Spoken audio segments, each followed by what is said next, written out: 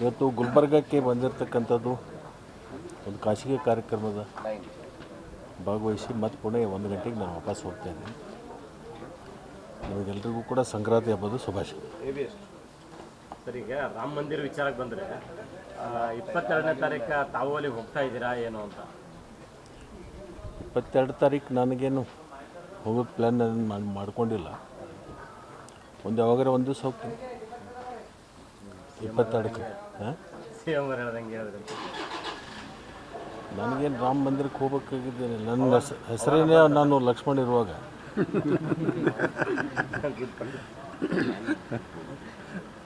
ಈಗ MP election ಬರ್ತಿದೆ sir. ಈ ಬೆಳಗಾವಿ ಆ ಭಾಗದಲ್ಲಿ ನಿಮ್ಮ ಇದು ಏನು ಚಿಕ್ಕೋಡಿ, ಈಗ ಲಕ್ಷ್ಮೀ ಹೆಬ್ಬಾಳ್ಕರ್ ಅವ್ರನ್ನ ಮತ್ತೆ ಉಸ್ತುವಾರಿ ಕೊಟ್ಟರು.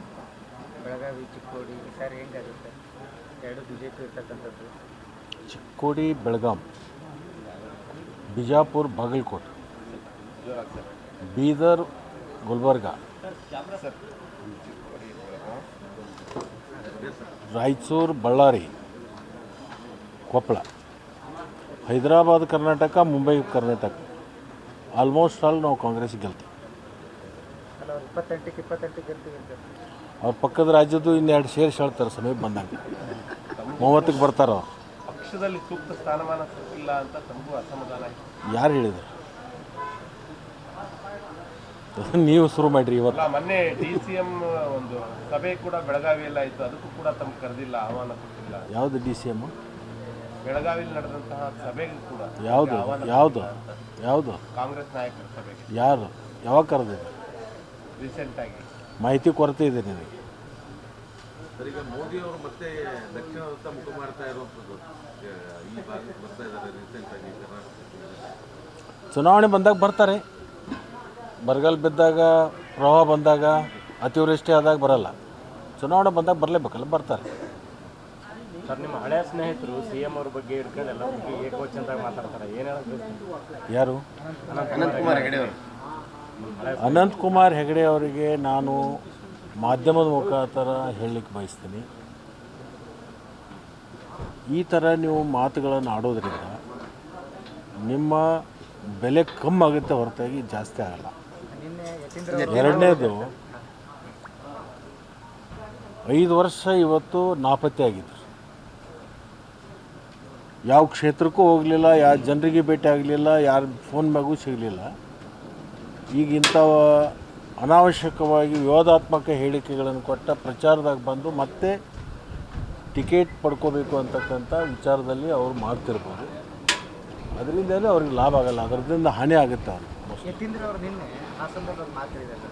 ಲೋಕಸಭೆಯಲ್ಲಿ ಅತಿ ಹೆಚ್ಚು ಸ್ಥಾನ ಆಗಿದ್ರೆ 5 ವರ್ಷ ಮತ್ತೆ 3 ಜನನ DCM ಮಾಡಬೇಕು ಅನ್ನೋಂಥ ಪ್ರಸ್ತಾವ ತಮ್ಮ ಪಕ್ಷದಿಂದ ಅವೆಲ್ಲವೂ ಅವರವರ ವೈಯಕ್ತಿಕ ಅಭಿಪ್ರಾಯಗಳು. ಅದು ಹೈಕಮಾಂಡ್ ತೀರ್ಮಾನ ತಗೋತಾರೆ. ಹೈಕಮಾಂಡ್ ಏನು ಮಾಡಬೇಕು ಅನ್ನೋದು ಆಲೋಚನೆ ಮಾಡ್ತಾರೆ. ಚುನಾವಣೆ ಮೇಲೆ ಪರಿಣಾಮ ಆಗೋದಿಲ್ಲ ಸರ್ ಇದು?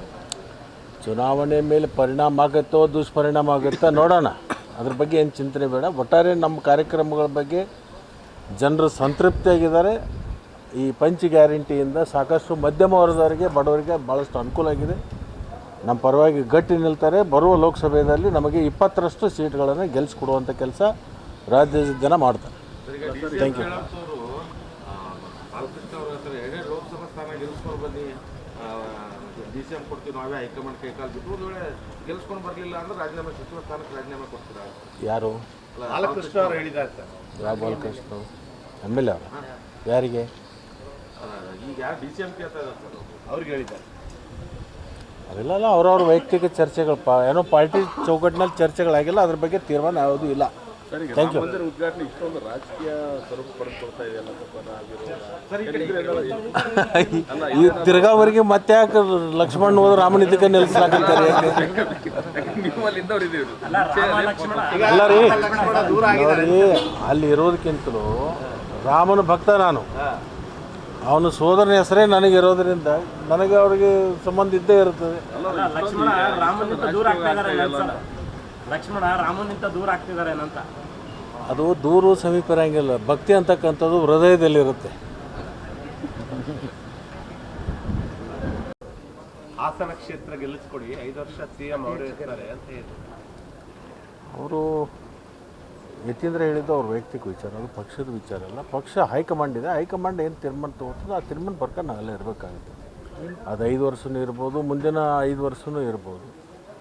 ಅದಕ್ಕೇನು ಹೈಕಮಾಂಡ್ ಮನಸ್ಸು ಮಾಡಿದರೆ ಏನು ಬೇಕಾದರೂ ಆಗ್ಬೋದು. ಹೈಕಮಾಂಡ್ ಏನು ಸೂಚನೆ ಕೊಡ್ತೋ ಆ ಪ್ರಕಾರ ಅವ್ರು ಇರ್ತಾರೆ. ಸರ್ ಪದೇ ಪದೇ 5 ವರ್ಷ ಆದಮೇಲೆ CM ನಾನೇ ಇರ್ತೀನಿ, ಅದಾದಮೇಲೆ CM 2.5 ವರ್ಷ ಆದಮೇಲೆ ಇವರು DK ಶಿವಕುಮಾರ್ ನಡೀತಾ ಇದು ಇನ್ನೂ ತಿಕ್ಕಾಟ ಕೂಡ ಇನ್ನೂ ನಡೀತಾನೆ ಇದೆ ಅಂತ. ಈಗ ಅದ್ರದ್ದು ಪಾಲಾಗ್ಯದ ಇಂತಿಷ್ಟು ವರ್ಷ ಆಗಿದೆ ಅಂತ ನಿಮ್ಮನ್ನ ಯಾರನ್ನ ಮಧ್ಯಸ್ಥಿಕೆ ಇಟ್ಕೊಂಡು ಚರ್ಚೆ ಆಗ್ಯದ?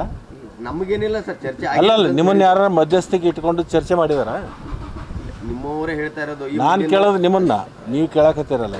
ನಿಮ್ಮನ್ನ ಯಾರು ಹೇಳಿದ್ದಾರೆ? ಅಲ್ಲ ಯಾರು ಹೇಳಿದ್ದಾರೆ? ಅನಾವಶ್ಯಕವಾಗಿ ನೀವು ಇದನ್ನು ಸೃಷ್ಟಿ ಮಾಡ್ತಾ ಇದ್ದೀರಿ. ಅದು ಏನೇ ತೀರ್ಮಾನ ಆಗೋದು ಹೈಕಮಾಂಡದಲ್ಲಿ ಆಗುತ್ತೆ. ಅದು ಯಾವುದೂ 5 ವರ್ಷನೋ 2 ವರ್ಷನೋ 4 ವರ್ಷನೋ ಮುಂದೆ ಮತ್ತೆ ಸರ್ಕಾರ ಬರ್ತದೆ, ಅವಾಗ ಯಾರು ಅನ್ನೋದು ಅವಾಗ ಅವದೇ ಥರ. ಸರ್ ಈಗ ಲೋಕಸಭಾ ಚುನಾವಣೆ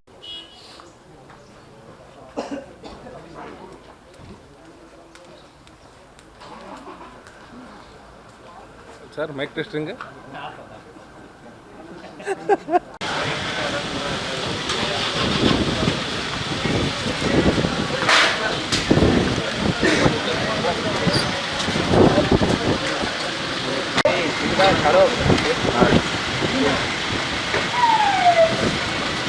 Gajah